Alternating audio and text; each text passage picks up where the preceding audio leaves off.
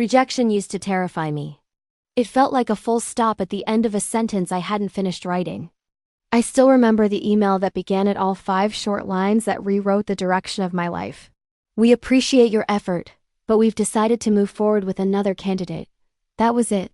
No signature of empathy, no recognition of months I'd spent preparing, just corporate politeness sealing months of work with one word. Unfortunately. I kept staring at that sentence until the glow of my laptop blurred into tears. I'd been shortlisted for a career-defining contract, the one that could have stabilized everything: my finances, my faith, my confidence.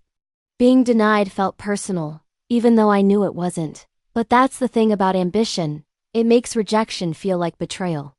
I closed the lid and sat there in the half-dark, listening to my heartbeat echo off disappointment. For days, I replayed it, thinking, maybe they'd made a mistake.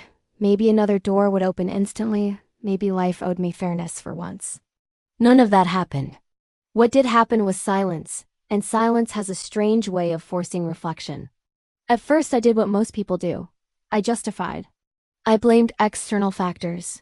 Timing, nepotism, fate, anything that kept me from facing the truth that I still had blind spots. A week later, when the self-pity dried up, I realized I had 2 choices: fold or forge.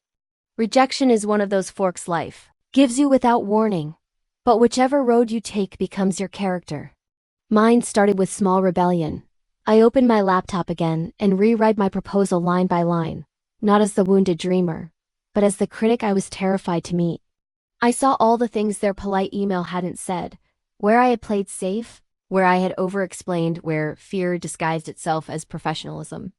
The humbling truth was this: they hadn't rejected me, they'd rejected a version of me that was still rehearsing confidence instead of owning it.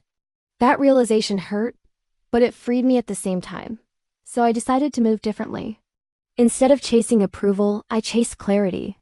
Each morning, I woke before dawn and worked on refining my craft. I read case studies until my eyes burned. I took online courses, learned from every critique, even the careless ones. I began listing every weakness I'd pretended didn't exist. I turned each into a challenge. Public speaking terrified me, so I joined workshops until my voice no longer shook.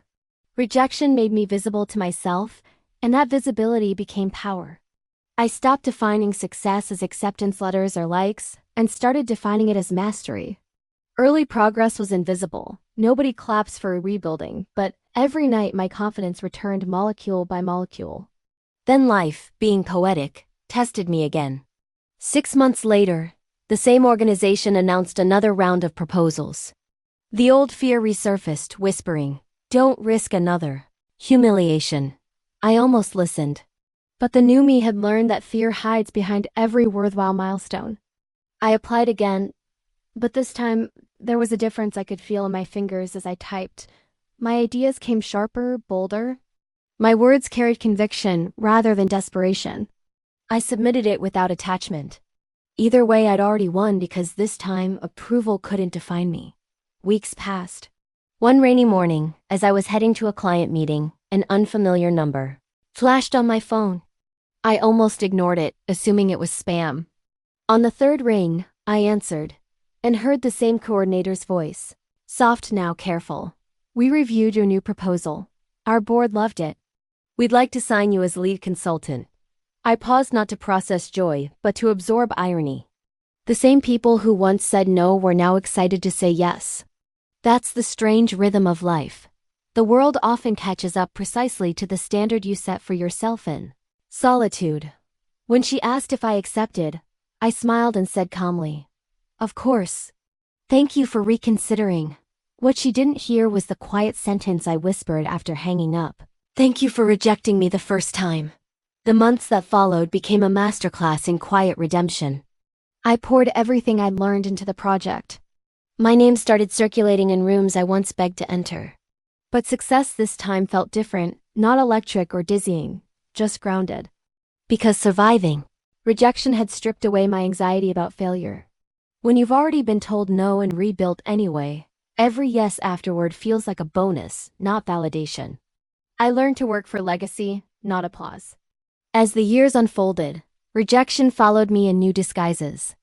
A friend walked away when my boundaries stopped bending. A partner left when I grew past his comfort zone. A client ghosted after promising trust. But by then, I understood a pattern. The universe removes what dilutes your focus. What once broke my spirit now built my resilience. Rejection became less about exclusion and more about redirection. Every closed door was just calibration toward the right path. The true shift came one morning when a young woman messaged me online saying she'd been rejected from her dream internship and wanted to quit. She wrote, "I guess I'm just not meant for this." I stared at her words, realizing they were the same ones I'd typed in my own journals years ago. I told her something I wish someone had told me. You're meant for what doesn't need you to beg. The moment you stop chasing acceptance and start chasing improvement, rejections transform into mentors that charge no fee. That conversation reminded me how far I'd come. Years later, I even faced rejection again from a bigger platform, an international award panel. Only this time I didn't spiral. I printed their polite email, framed it above my desk, and wrote, beneath it, "Fuel not failure." It stayed there until my next achievement made the same organization invite me as a guest speaker. They didn't even realize I was the same person they once turned down. I didn't need them to. They were just a landmark in a story that no longer revolved around external permission. That's the magic that happens when you shift perception. Rejection stops looking like heartbreak and starts looking like preparation. It doesn't diminish your value. It refines it. I began treating each no as evidence that I was closer to the right opportunity, not farther. That perspective saved me every time the world tried to test it again. Now I live by one truth. Rejection is data. It tells you where to sharpen, where to adjust, where to grow. But it never tells you to stop. The only rejection that truly destroys you is the one you give yourself when you stop showing up after hearing no. The rest are just redirections disguised as delays. And if you're listening right now, feeling the sting of someone's indifference or the ache of a door that closed after you knocked repeatedly, pause. Don't curse the door. Thank it for refusing to open for a version of you not yet ready to walk through. Every disappointment has its own timing. Use yours wisely. Let pain translate into process. Let emotion turn into efficiency. Learn until excellence makes rejection impossible to ignore. I turned rejection into motivation, and life turned me into consistency personified. The woman who once cried over unread emails now wakes up to thank the same universe for testing her patience. I realized that being underestimated is free training for greatness. It's the gym your ego didn't want but your soul required. So if this story stays with you, remember, rejection is never the opposite of success. It's just success wearing work clothes. Don't quit mid-transformation just because someone else couldn't see your potential growing quietly beneath the surface. The next time they say no, whisper back, "Watch me." If you felt my story, please like and subscribe.